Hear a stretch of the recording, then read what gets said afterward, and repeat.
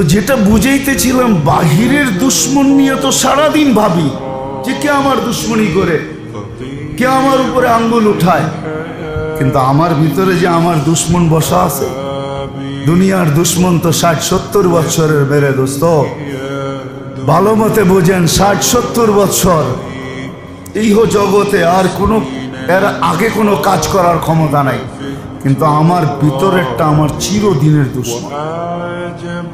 এগুলাকে শিখা চিনা উচিত যে আমার ভিতরে আমার দুশ্মন কে। আমি দুই একটা দেখায় দিতেছি।